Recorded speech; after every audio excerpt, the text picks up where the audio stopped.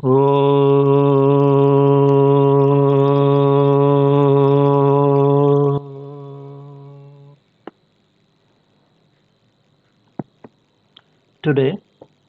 in Vivek Darshan, we shall attempt to study one treatise on Vedanta, which is named as Tattvabodha, which is said to be written by Bhagavad Sri Adi Shankaracharya. I hope all of you can listen, you can hear me clearly. If there is any problem, you can just message or you can directly call me on the phone also.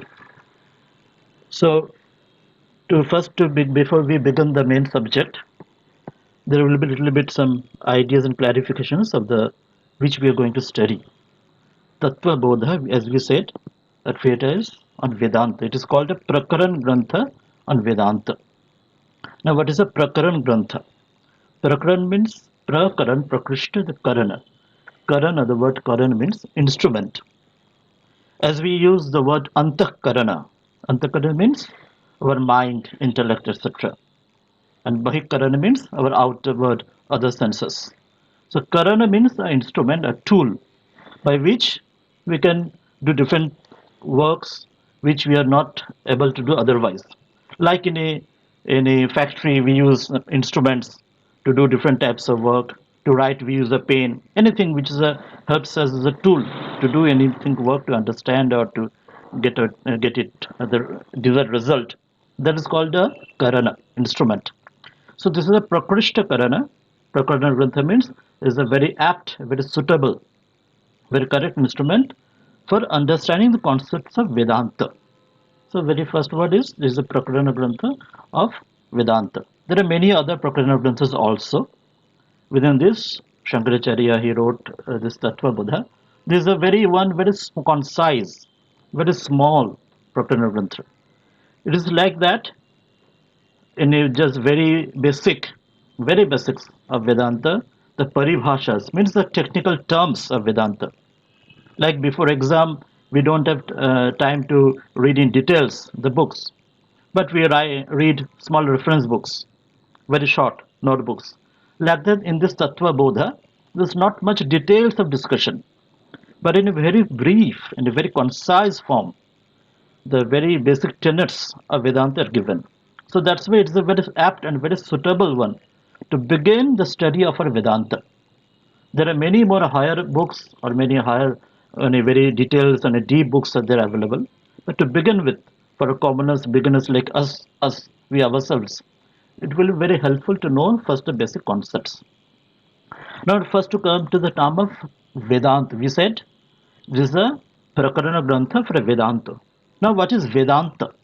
We understand it is a book to trying to learn Vedanta, a very apt, suitable instrument, Prakarana, to learn Vedanta. But what is Vedanta in the first place? In very famous other Prakarana Granthas, like which is one which is written by Shankaracharya himself, one very famous, all of us know, Vivek Churamani, and there is another one not written by him, but in future in other great saints. It is called Vedanta Sara and many other books.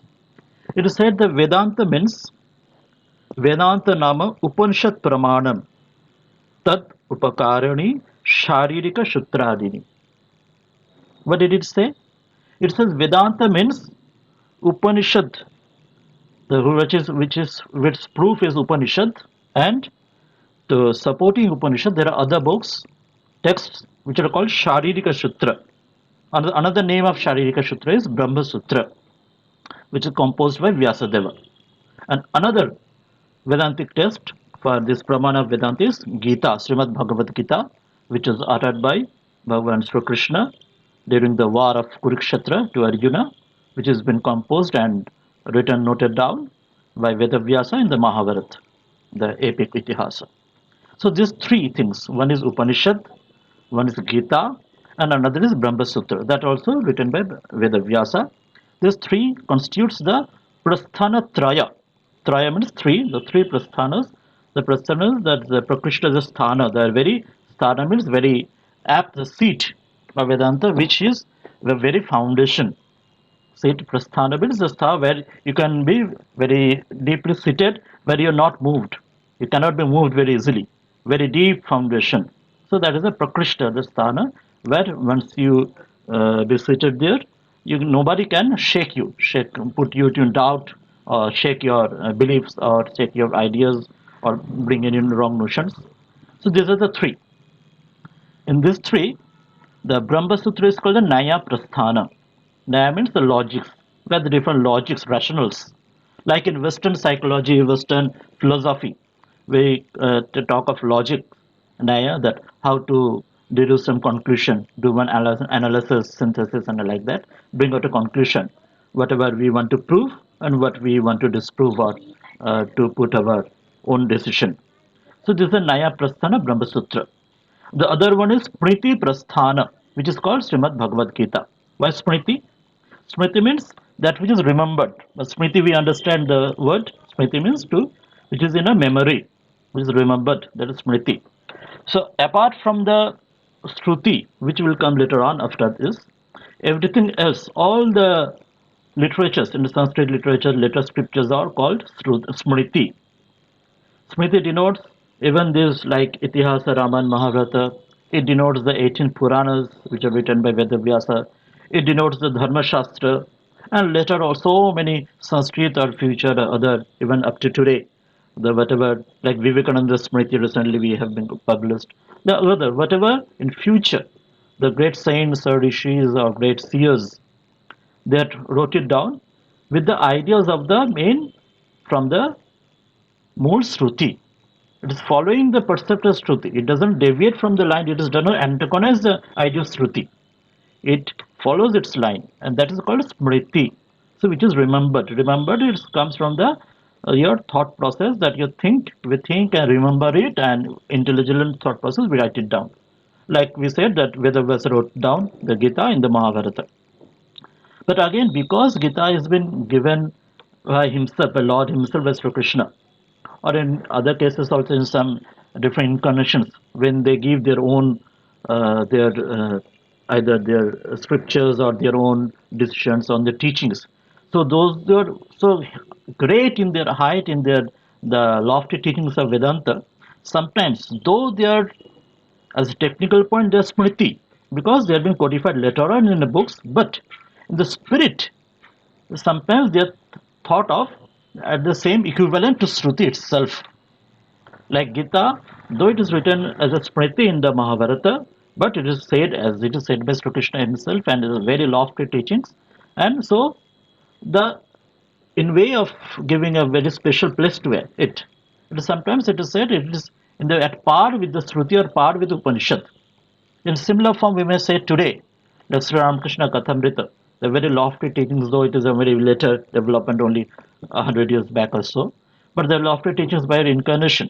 We may say that it is ideas that have been put, though it is a smriti, because it is written down by Srima Mahendranath, his disciple later on, but the ideas are so high and it is in par with the Upanishad Vedanta that it may be thought of and in par with the Shruti. But technically, these are called Smriti Prasthana. We said Nyaya Prasthana is Brahma Sutra. Now, the first one is Shruti Prasthana, which are the Upanishads, we said. So, what is the Shruti? We said there are two types of scriptures in Vedanta, that in our Sanatana Hindu Dharma, Vedic Hindu Dharma. We said it is Shruti and Smriti. Smriti, we said all the later on, all the which is remembered, like I give the example, like Itihasa, Purana, and etc., Dharma Shastra, everything is Smriti. But the first one, Shruti, is which has been heard from the word of Shruti. Shruti means that which has been heard, we hear. And Smriti is what has been remembered. From the word itself, we can understand. So Shruti means the Upanishad, the Vedas. We know the four Vedas, Rig, Sham, Yajur, Atharva Vedas. In all the Vedas, the end portion that is called Vedanta. Veda Anta. The end of Veda is Anta, Vedanta. Now there are two meanings of this Vedanta word. The Upanishad, which comprises all these teachings of which we'll study here in this our Prakana Grantha, the ideas, because it has been noted down in the end portion of that book of the Vedanta teaching or the Vedas teaching, That is the one idea of putting it is Vedanta. Like in a book, the last chapter, the epilogues, the later chapters, this is the end chapters, last part, and the beginning part, there are the introduction, part 1, part 2, like that. So the last part is the epilogue and end part. So similarly, here also, the word Vedanta in that way also means the end portion of the Vedas, where the last ideas of Vedanta were codified or put down in the Upanishads. But there is still more higher idea of this word Vedanta. That is only the literal way we may say that is the end part of Vedas. That's why Vedanta, Vedanta. But still there is more higher ideas. That is, Vedanta means the end of Veda, like that. If you think of a pyramid has a base, a foundation. And the top, there is a top of the pyramid where the total structure we can go in the high top portion. So that way, this Vedanta part is the crux of the teachings of the Veda. That was another idea of Vedanta. Not only the end portion of book, but because that contains the very crux and very the essence of the teachings of the Veda. The essence of teachings of Veda, that is the end of the Vedas, means the final teaching of the Veda, the culmination of the teachings of Veda. That's why it is Vedanta, another idea. And now why these are Shrutis? In comparison with the Smriti which is remembered by sages or different seers or different great people, Mahapurushas and others, Shrutis, which has been heard, means it is not by put by human intellect. It is a word like we can say it is inspired talks like that, which has been coming directly from the Ishvara, directly from the Brahman which comes, and it has been revealed by these sages, by rishis. That's why it is Shruti. That means Shruti is the text which are not thought by intelligence. It is not by put down, noted down by help of our antakarana, like man, buddhi, chitta, hankar, by our intellect, thinking, cogitating over that, like by your IQ, in talking in the Western psychological terms. It doesn't been put down in a writing by through our IQ. It has been directly revealed by Ishvara, and these sages, rishis are just like transmitters, like a radio. If you think radio, when you put on the radio, if we put the proper radio station, tune it, we can hear the radio transmission which is happening elsewhere, and through our radio to through our machine we can hear it. Here the radio itself doesn't produce the whatever music we are listening from the radio. It is happening elsewhere. Only when we tune the radio properly to that its tuning point or proper tuning, then only we can listen this. So this is only a like an instrument and which comes through that. It has been revealed. So for the sages, another name is there. They are called mantra drashta. The Vedic mantras, the mantra of the Vedas, mantra of the Vedanta Upanishads, they are drashta. They are not the rachayita. Rachayita today we know the who are writers, lekhak, authors, today who write different poems or articles or different novels, etc. Or even we called about the Smritis, Ithihas Purana. It was composed by different persons, whatever great may be. But the sages, they are a mantra drashta. They didn't do Rachana, they didn't write those mantras. They only saw mantras were already there. It was revealed by the grace of the Ishvara in their mind when they are pure enough, when they were ready enough to transmit that ideas like a radio. When you're tuned, you can listen to the ideas of the music of the radio station through our radio machine. That's why these are called Shruti, which has been heard. So Shruti is called this. Vedanta's Upanishads are called Shruti Prasthana. So Gita, we said it is Smriti Prasthana and Brahma Sutra, Nyaya Prasthana. These three types of text constitute of Vedanta. And Upanishads, which is the last part of this Vedanta, the Shruti Prasthana, will come back to these ideas of Upanishads again and again later on. Now, what is the teaching of Vedanta? Where this Tattvabodha gives a very brief idea. The word Tattvabodha, it means Tattva and Bodha, two words. Bodha means the understanding of that. Bodha, when you understand that you have a bodha of understanding of something, and Tattva of some knowledge, of some reality, of some truth. So in one way we can say Tattva Bodha is the knowledge of truth. Bodha means having that knowledge, idea of the tattvas, of the reality, of the essence or the truth, whatever the truth is. Now, what is the truth? In Sanatan Vedika Dharma, Hindu Dharma, there are said that there are four goals of life. Now, again, when we say Sanatan Vedic Hindu Dharma, it doesn't mean one different just path, mat, or path like a following some typical only dogmas, doctrine. It is not like that.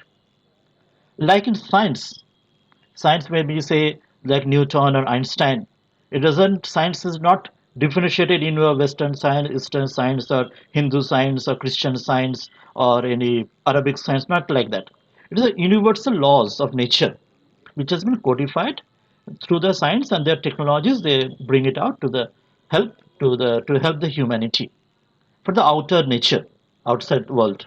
Similarly, this Vedantas, the truths are for the science of an inner world, inner life, inner nature. So that way, it is a sarvajana, it is a universal. Though we are telling it is a Sanatan Hindu Dharma, but it is rather within that path. It is for universal for each and everybody. That's why it's called Sanatana. For each and any person, through their own understanding, own way, they can come to same conclusion, come to same truth. If they strive enough to get to know the reality which is within. And what are those reality goals which is said in this our Esha Dharma Sanatana, in a Sanatana Dharma? There are four goals: Dharma, Artha, Kama, Moksha. First three are called Pravritti Marga. Dharma, Artha, Kama. We'll come again in these ideas and later on. Just into brief to say right now. Dharma, Artha, Pravritti means you go again and go back and again repeat the cycle. Vritta, Vritta, Pravritta, you again complete the cycle and again carry on this cycle again. Dharma, Artha, Kama, these are three things. You carry on in this life and future life, or come back again, or in a higher life. And last fourth one is called moksha or mukti, which is called nivritti. Nivritti means when you are fed up, as it were, with this cycle of repeating again and cycle again and again same thing. But after that, you want to get rid of all these things and want to go beyond this. Like sometimes we ask our questions: Who am I? Why am I here? What is the meaning of this? What is the meaning of this life? Where from I have come? Where I need to go? And what is the meaning of my existence? So many thoughts sometimes comes in your mind in different uh, positions or different circumstances of life. So there this moksha or mukti comes. Another word for this two are abhyudaya and sreyash. Pravritti is called abhyudaya, abhyudaya. Udaya means a rising, and abhyudaya and nisrayas. Nisrayas and the nisrayas, and veritably there is a sreyas means which is deservable, which you deserve. There are two words, Shreya and Priya. Priya means which we desire, which is a Priya, which is very lovely to us, wonderful to us. And but Shreya is which we deserve, which is the best one which we need to get and rid of the other blemishes and get to know that.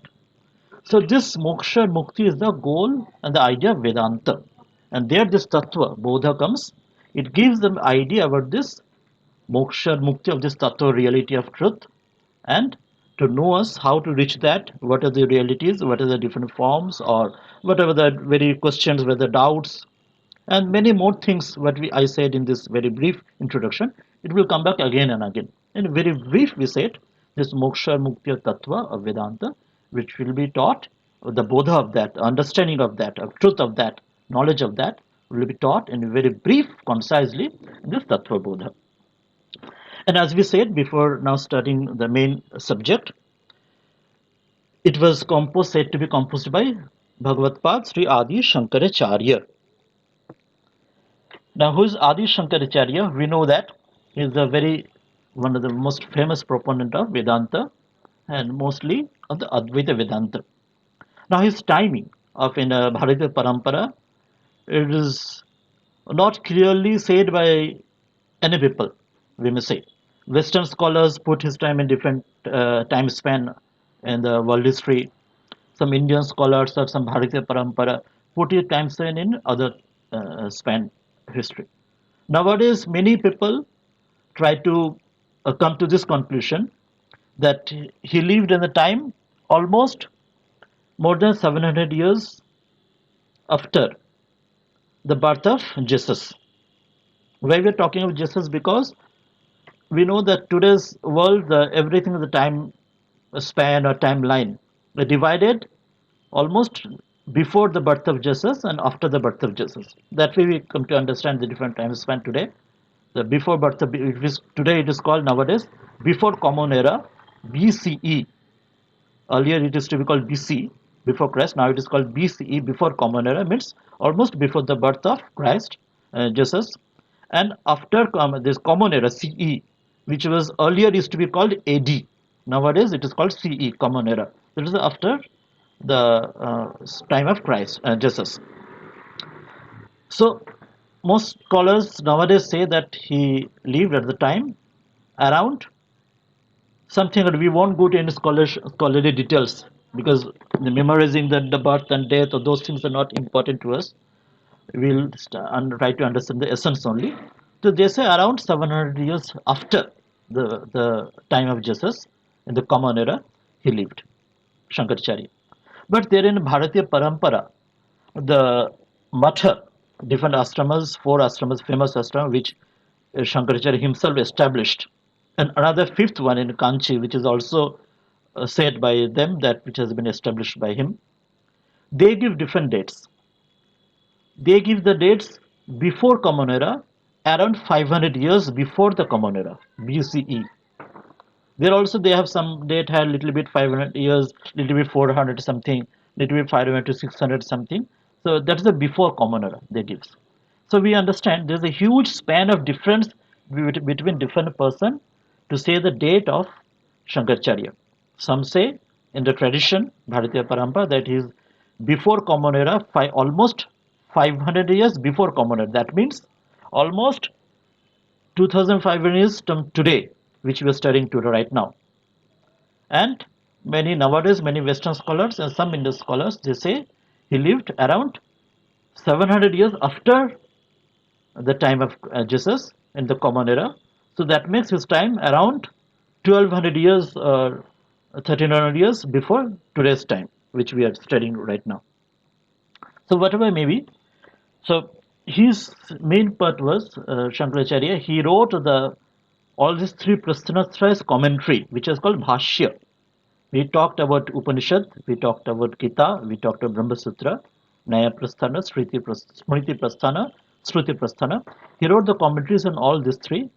Among the Upanishads, it is said there are around 108 or so Upanishads. It is said he wrote commentaries around 10 or 11 Upanishads. Shankaracharya he wrote. The main, which is called that way the major Upanishads are main.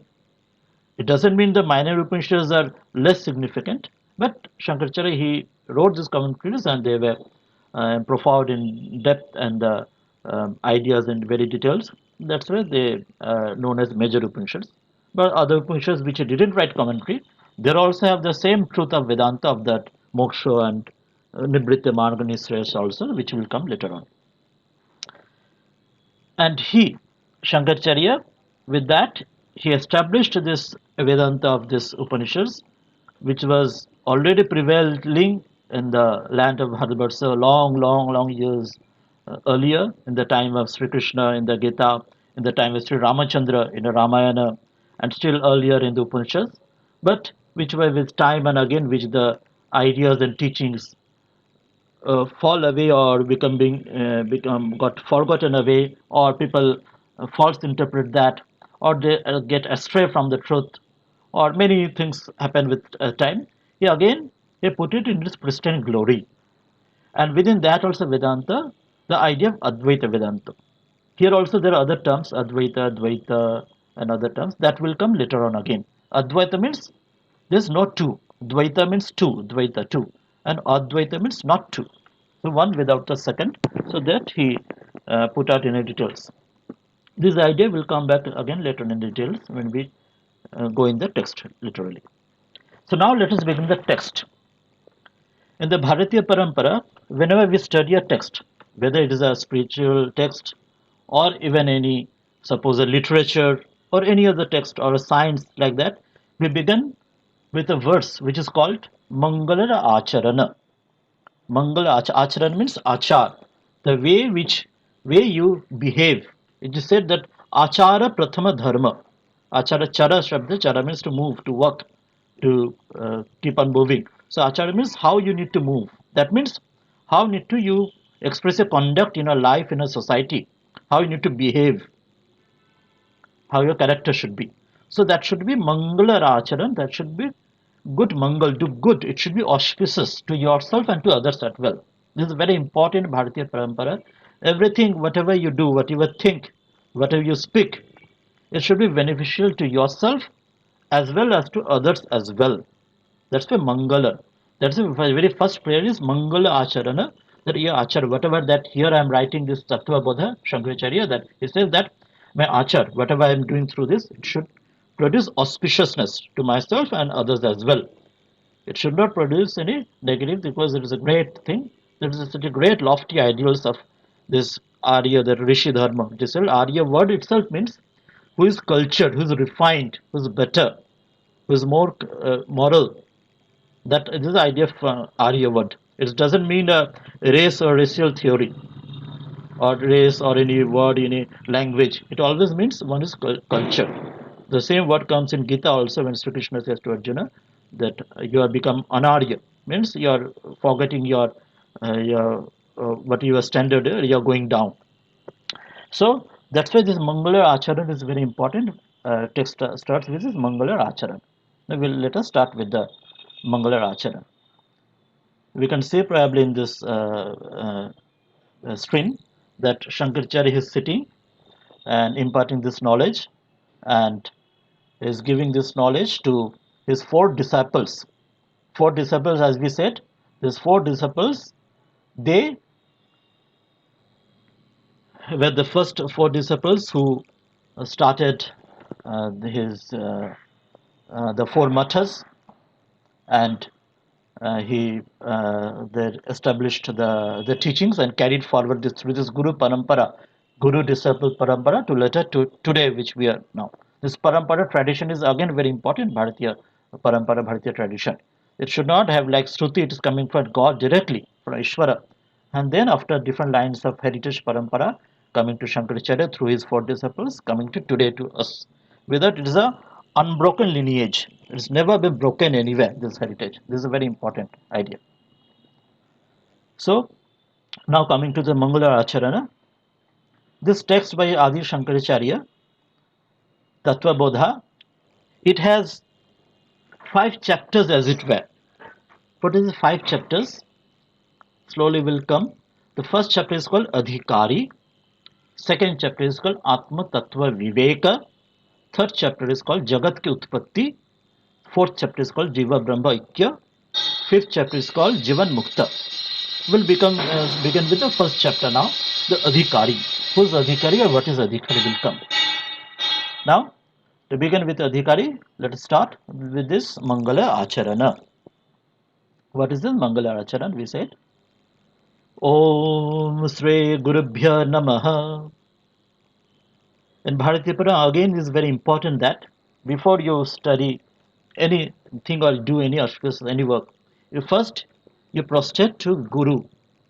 Again, we said that tradition is very important, that everything comes from the Lord, from the Ishvara himself, through the rishis of the Upanishads, then to different parampara, different seers, avatars, incarnations, and others. So, your Guru is also a manifestation of the same divinity from the Ishvara. So, very beginning, that humility is very important, that whatever Vidya we are learning, it's by grace of Guru only. Otherwise, because it said Vidya Dadati Vinayam, Vidya gives you humility. Otherwise, only we understand Vidya, learn on your own. It will only produce arrogance. It is not going to help others anyway in this life. That's why it is by the grace of Guru, everything we are getting. That's why very first we prostrate bow down to Guru. By his grace only we are getting this Vidya, so that humility, Vinaya comes. Not by your own arrogance we are getting. By our low IQ, as we said, that intelligence, not alone by that. So, Atha Sri Shankaracharya Virachita. So now, by Sri Shankaracharya Virachita, it is by Rachita by him. We said that Rachayita means, like Smriti Shastra, we said, one is writing through his intellect. And Shruti was, which is inspired, which comes from the Upanishads, from the Rishis. So, Rachana means when somebody composes these ideas with the grace of his Guru. Atha what comes the now, right now. Why right now? What was before this? Here the idea comes of Adhikari. Atha is a very important word, very, very important word in this the scriptures. Any other scriptures also will find, like different Patanjali Yoga Sutra, Brahma Sutra, many places. Atha word will come that. Therefore, now it means, in so-called in English, we may say, though it's many Sanskrit Bharatiya words, they do not have the proper translation in English, but some idea we may say, it may be like that, that therefore now, that's why now we are doing this. We are studying this Tattvabodha. Why therefore now? That means the idea of adhikari comes. The word of adhikara in Sanskrit, generally what the word we mean commonly by right, like I have this right, that I must be given this right, I must be allowed to do this, I must have this thing, I must possess this thing, I have adhikara of this. This is the common idea which you have the word adhikara. But there is another more important idea of adhikara, which is the idea of the said eligibility. Eligibility is yogyata. That is a more important thing. Adhikara means one idea is we understand right in today's politics, or that we right. I must be given this right. But still more important is adhikara means yogyata, eligibility. How much eligible do you are you to have these ideas, to know these rights, to follow these things, or to possess these things?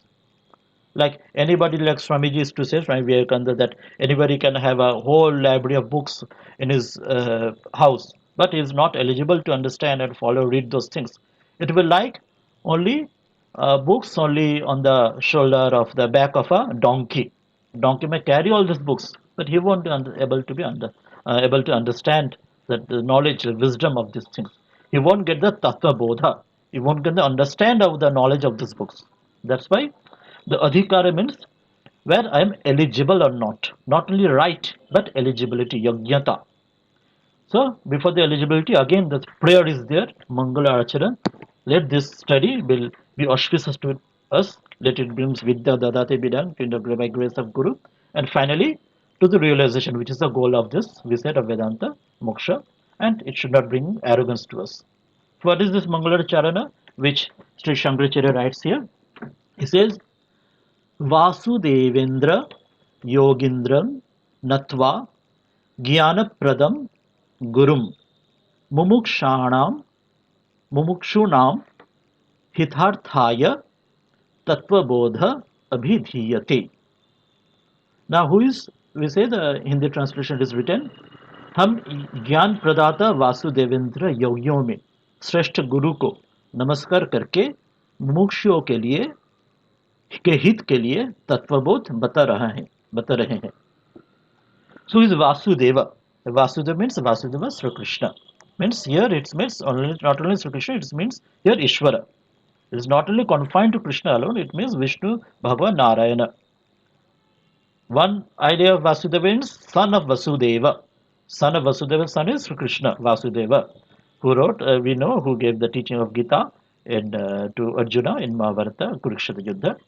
But the broader idea of Vasudeva is not only confined to Sri Krishna alone, but it is means Vishnu, Narayan, Srihari means Ishvara himself. This is another important idea in Bharatiya Parampara. We sometimes denote different names and rupas to different gods in different forms, like Narayana, Hari, Hara, Vishnu, Krishna, Brahma, Rudra, Shiva, etc. etc. But as is said in our Vedas, Shruti, Ekam Sadvipra Bahuta Vadanti. It is one only. In different ways, we use different names. It doesn't mean it is any confined to some dogma, doctrine. It's not, I said, it's a science of life, science of inner life, science of inner world, inner nature. It's not in a dogma doctrine that you need to follow only Krishna and not follow Shiva, not follow Durga, nothing like that. It is the higher idea of meaning is Vasudeva means God himself, Ishvara himself. Whichever form may appeal to you, you may follow him or pray to him or her in that form. That is fine. But it denotes the same one God alone. So it doesn't denote any sectarian any idea. So is Vasudevendra, he is Yogindra. So is a Yogindra, he is the king of yogis. So Vasudevendra, he is a king of yogis. Who yogis means through yoga. You get the idea of this truth. What is yoga again? Yoga word, it means union. in Sanskrit. That means the union of Jivatman to with Paramatman. Jivatman, the Jiva, and the Paramatma, Brahma, the union of this. When we'll come in details in the text, we'll understand that there are no two things, in fact. There's no two Jivatman or Paramatma. There's only one entity only who thinks himself different from the Paramatma and thinks himself too. But when this delusion goes away or illusion goes away, he knows that he is one with this Paramatma. So that metaphorically, that is said, the yoga is a union of this Jivatman and Paramatman. And a Sankhya philosophy will come that also later. It is said that it is a, in fact, it's a disunion of Purusha and Prakriti. Yoga is not only union of Jivatman Paramatman, but it is a disunion of Purusha and Prakriti. Now, to brief to come to this, what is the word of this Sankhya? Will little bit again deviating from the main subject, but because this word came up in Bharatiya Darshan, there are called Shara Darshanas, 6 darshanas, which are called Astika Darshan. Astika doesn't mean the belief in God. Astika means belief in Veda. This I'm talking about the Vedantic terminologies, Bharatiya Vedic terminologies. That's why this Tattvabodha will help us to know the different Vedantic paribhasha or terminologies, technical terms. Like to understand physics, chemistry, maths, we need to know the technical terms. Otherwise, we cannot move much higher in this knowledge. Similar here also. This Astika means those who follow the Vedas, the 6 darshans, which are called Nyaya Vaisheshika, Purvamimamsa, Uttarmimamsa. Uttarmimamsa is called Vedanta, and Sankhya and Yoga. They are attributed to different rishis. Here also, rishis are not the beginner of, or they didn't invent these ideas of these darshanas. Like Sankhya darshan is attributed to Rishi Kopila. Yoga darshan attributed to Rishi Patanjali. Vedanta Uttarmimamsa we said attributed to Brahma Sutra to Vyasdeva. Purva Mimamsa or Mimamsa is attributed to Maharishi Jaimini. He is a disciple of Vedavyasa himself. And Gautama Rishi is attributed for the Nyaya Shastra, and Kanada Rishi is attributed for the Vaisheshika Shastra. But again, these rishis are, as I said, they are not the inventor. Like I say in the Western terminology, the two words, one is discovery, another is invention. Invention is you invent which was not earlier there, invent. But discovery is which was earlier there, but it was covered. You only uncover that. You remove the covering, you discover, you bring it out. Like law of gravitation was already there earlier also, before Newton knew it. Earlier also Apple used to fall down on the ground.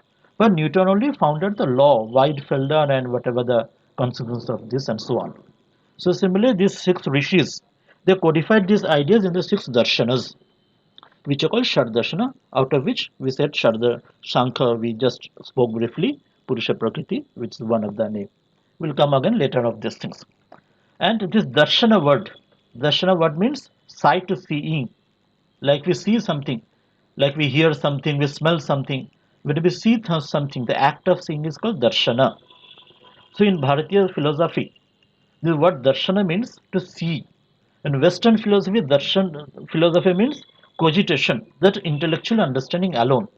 It's not seeing, it's not realizing, coming face to face to the real with the reality.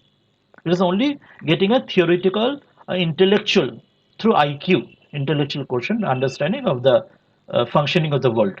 But when we speak of Bharatiya Darshana, this Shardarshana, it is not only philosophy, not only cogitating of the ideas, but it is Darshana, it's sight, it's seeing, seeing the reality face to face, being one with the reality, knowing the reality through anubhuti, to our own experience.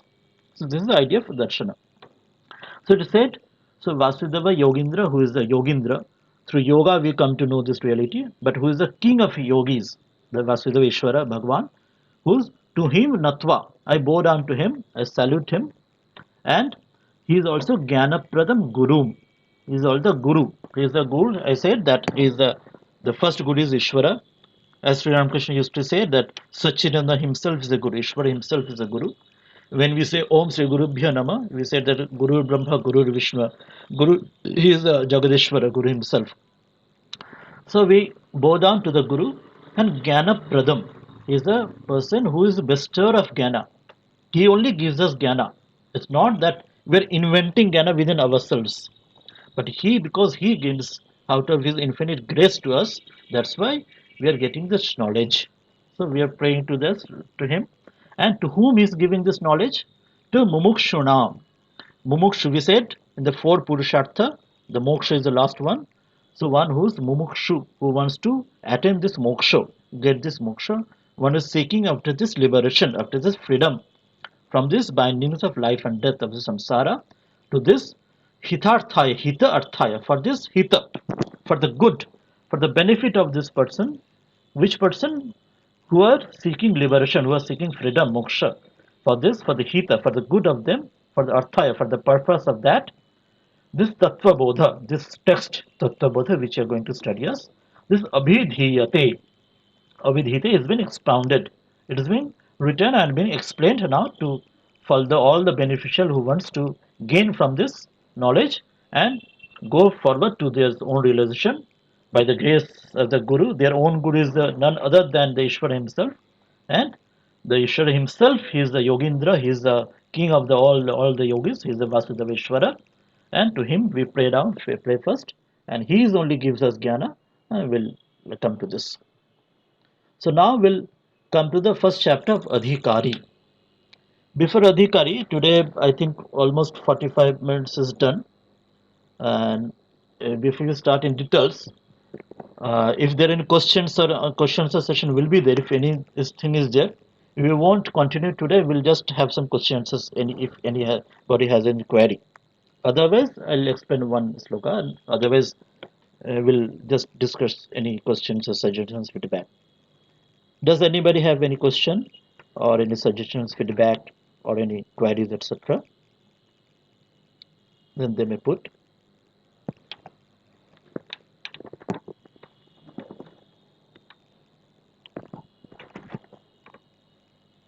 All right. Let me then just speak one line on the Adhikari idea. If there is no question, we can say. To begin the text, and again in our Bharatiya Parampara, this again most important is that to learn the Adhikari, there are four things as told. It is called Anubandha Chatushtaya. Anubandha Chatushtaya. Chatushtaya means four. Anubandha, that is binding to us to in the very to learn any subject qualifications. You need to understanding of these four things. One of these is adhikari. Other three things are vishaya, means subject. Another is sambandha, the relationship. Another is the prayajana. Prayajana means the necessity. And adhikari we said already. Adhikari doesn't mean right. It means yogyata, eligibility. So to know anything, to go forward for anything, first we need to have the idea of these four things, Anubandha, which are binding. Everybody is binding. It is binding to everybody. To know these four things, then only somebody proceeds towards. In even our so-called secular or worldly study, also we can see, if we study physics, chemistry, or anything, everybody has to know how much he is eligible and what is the subject matter, a very brief, at least some gross idea, and what is the need of the subject matter, prajana, and what is the relationship, what he will study, and how it will help in his life, whether he wants to get some money through that or wants to get some business or get some work through that. Otherwise, without these three ideas, even a fool or even a mad person also never goes forward to study any subject, or only maybe only a fool or mad only alone will go forward to study a subject. But any reasonable person to study any subject, whether spiritual or whether any other worldly subject, first he'll need to know the adhikari, how much eligible I am, and what is the subject matter, vishaya, what is the prayojan, what is the need of me to learn, and fourth is the what is the prayajana, what is the need, and what is the sambandha, what is the relationship. So here the adhikara word is given because it is very brief. The other three anubandhas are not given here. Other three are, I said, Vishaya, Prayajana, Sambandha. I'll very briefly, I'll tell to the other three anubandhas. Vishaya means subject matter. Vishaya. Vishaya means subject matter. What is the subject matter of this Tattvabodha? That we have already said. The subject matter is a Vedanta. It is a Prakarana Grantha of Vedanta. And Vedanta deals with that moksha. Moksha, the mokshanam, to get the out of this cycle of birth and death. That is the subject matter, Vishaya. And what is the Prayajana? What's the need of this? Why do we need to study this? What is the necessity? We could just roam and have be merry and just spend time and eat and drink and have merry. And why need to study this text, waste of time like that? Prayojan is one where is weary of this world through dharma, artha, kama. Is enough. I want to get rid of this. Just to give an example, a story. Like you have been got a suit in a hotel, a big five-star hotel, and you're very happy to enter a very VIP suite in the hotel. Very happy, and a VIP suite, everybody is so much helping you and giving some good food and good sleeping, and so many merriments are there. But after 2 3 days, it will be maybe you want to be happy with this confinement of the hotel VIP suite. You want to go away in the outside in the countryside and have the sunshine. But again, after some time, again probably you have been given another VIP suite in the same hotel, another one, not this earlier one, another one. That also has different good things, 5 star or 3 star hotel, many good things. Again, you are very happy to have those things. But after some 3 4 some days, again you are wary of that, tired of the same thing again. Again, you go back and want to seek outside freedom, sunshine earlier outside.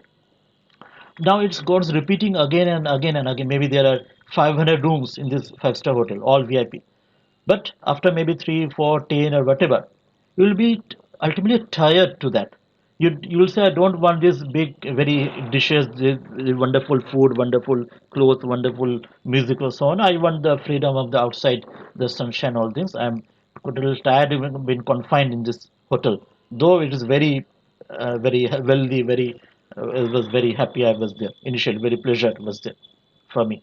Similarly, in this life also, when we are weary of this birth and death and again and repeating, we seek to go beyond this idea of life. That is the prayojan necessity.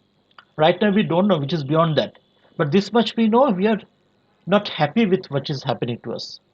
We seek if something happiness is beyond that, for which there is no pain, I'll be rid of this monotony of this life again and again repetition. I'll need this. That is my prayojana. Right now I don't know which is moksha. But this much I know that I want to go beyond something, some better. This is the prayojana. So this Tattvabodha also will give that like Vedanta subject and that prayojana. The need of this, it will be shown here through the discussion. And last is the sambandha. What is the relationship of the subject matter with this text? As we said, suppose you want to study medicine, medical science. There's no use you're studying your physical physics or mathematics book. If you want to study microbiology, you studying biochemistry or chemistry book. You need to study that relevant book to study, be expert in that subject. So this Tattvabodha also, which of the subject matter Vedanta and the prayojan or need, that will be fulfilled in a very brief book, very concise, small reference like a reference book, but it will definitely fulfill that need. It is in the relationship of this our subject matter and the need it will fulfill.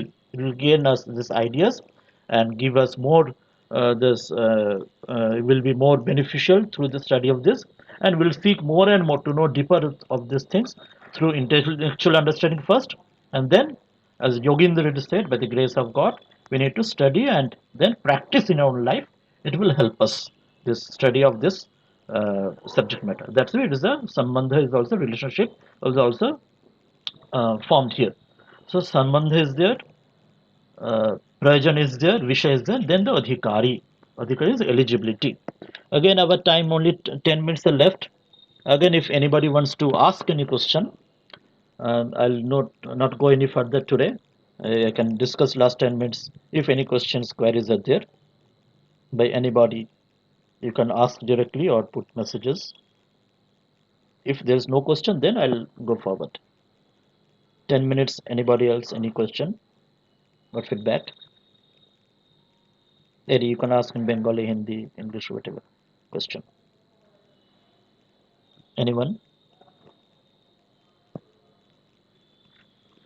All right, no question. Then we'll start the first very sutra, first very sloka of this Tattvabodha.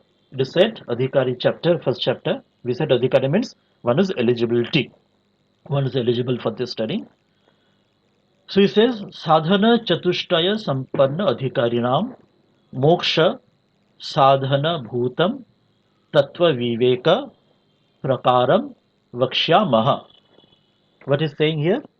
He said in Hindi, साधन चतुष्टय संपत्ति से युक्त अधिकारी के लिए मोक्ष के साधन रूप तत्व विवेक का प्रकार बताने जा रहे हैं. Sadhana Chatushtaya. Again, four things are coming. Earlier there was Anubandha Chatushtaya, we said. Adhikari, Vishaya, Prajana, Sambandha. Now again Sadhana Chatushtaya. Again Chatushtaya, four things. Sadhana, practices. Spiritual practices. He says there are four spiritual practices. Who's sampanna with that? Who's endowed with that? Who has done this sadhana sampanna, also complete. He is ready with this, eligible with this, or at least trying to do this. He knows these shortcomings and he wants to gain his qualifications for this sadhana, for sadhanas. What are these sadhanas? What is this? It will come later on. These are the adhikaris qualified with these four sadhanas, fourfold qualifications, and which are necessary for moksha sadhana bhutam. This sadhana chatushtaya is the first means. These are the sadhanas for the moksha, for the liberation, for the mukti freedom. These sadhana chatushtaya are the sadhanas. First, this is the first. Unless you endowed with these four things, you have no use. You're going forward in a theoretical study. You won't get moksha anyway through this. Like you want to suppose we want to study medical science. First, we need to know the very basics of biology. Then only. First, if you want to know study physics, first we need to know the very basics of molecules, atoms, etc., etc., and so many things like chemistry or mathematics or any. Or first to be literate, first we need to know ABCD like that, the 26 alphabets. Then only we can study literature, anything. So these four sadhanas are very basics. Without this, no use dwelling inside the deep of this moksha, helping to striving for moksha. So the viveka. So tattva viveka means the discrimination. Tattva for this for this truth. Discriminate means viveka, how to discriminate and find out within this truth, which is true and which is untrue, which is real, which is not real, which is correct, which is false, like this, to differentiate between the right and wrong. So this is tattva, to understanding of this tattva. Prakarang, what are the different types of different modes of understanding the differences through this vakshyamo. Now I'll speak about those things. He said, sadhana chatushtayam kim, चार साधन कौन है, कौन से है. So what are these fourfold qualifications? With this, the main studies begins. What are these fourfold qualifications to know this sadhana chatushtaya? So fourfold qualification, I think. Let us stop. There are only 5 minutes are there. Any ideas before beginning this? Please. Somebody has raised his hands. Please, you switch on your microphone and you can ask the question. Microphone on कर लीजिए. Microphone off है if anybody wants to ask question.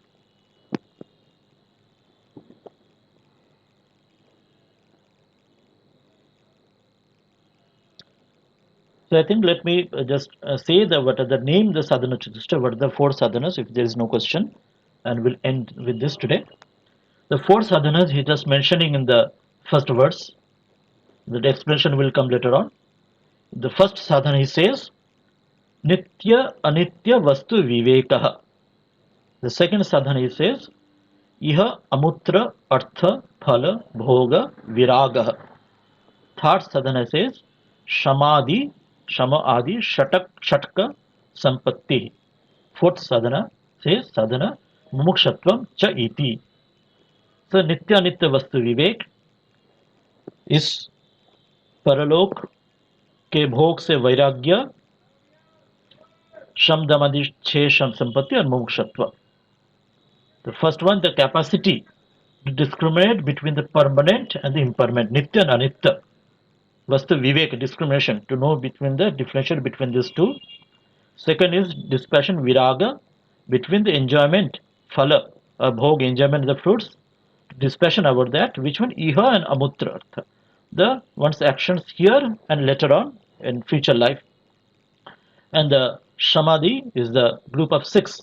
Shamadhi, 6 details will come, which are called the Shatka Sampatti accomplishments, beginning with Shama. The fourth, the last one is the yearning, Mumukshatva, for liberation. These are four ones. The details will come, not today. The details will come later on. We'll ask the question for the first. Nitya anitya vastu vivekah kah. Nitya anitya vastu vivek kise कहते हैं? What's the means? What's meant by this discrimination between eternal and the ephemeral? These details will come later on in the next class. So today we end with this. The very basics we knew. What we today understanding with the very basic introduction about the Vedanta, about its scriptures, about the Sri Shankaracharya very brief, and the Anubandha Chatushtaya, and then the Sadhana Chatushtaya, the four sadhanas. We named it Nitya Nitya Vastu Viveka, Yahamatra Amutra Falabhoga Viraga, Shamadamadi, Shatshampati, Shatkashampati, and Mumukshakta. So the details of this sadhana chatushtaya and the adhikari, because adhikari comprises of these four things. So that will come and next classes. Today in the end, a few minutes, if any questions, queries, ideas, anybody can put forward. Otherwise, we may end the session today. Any questions, queries, ideas by anybody? If you want, you can switch on your phone and ask.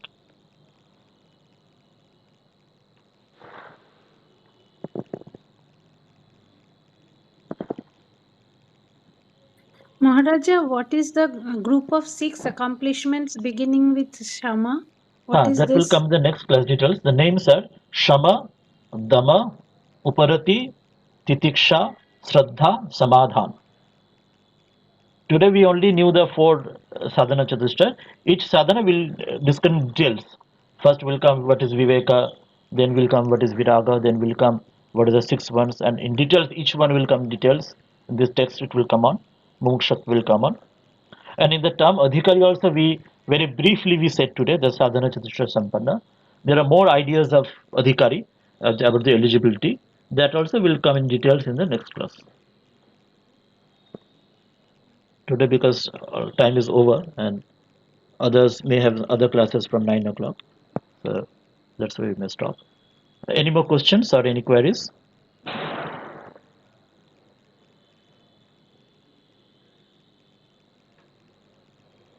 Any suggestions you may put now or put later in the group also, WhatsApp or. Then if there is no question, I think we may end today.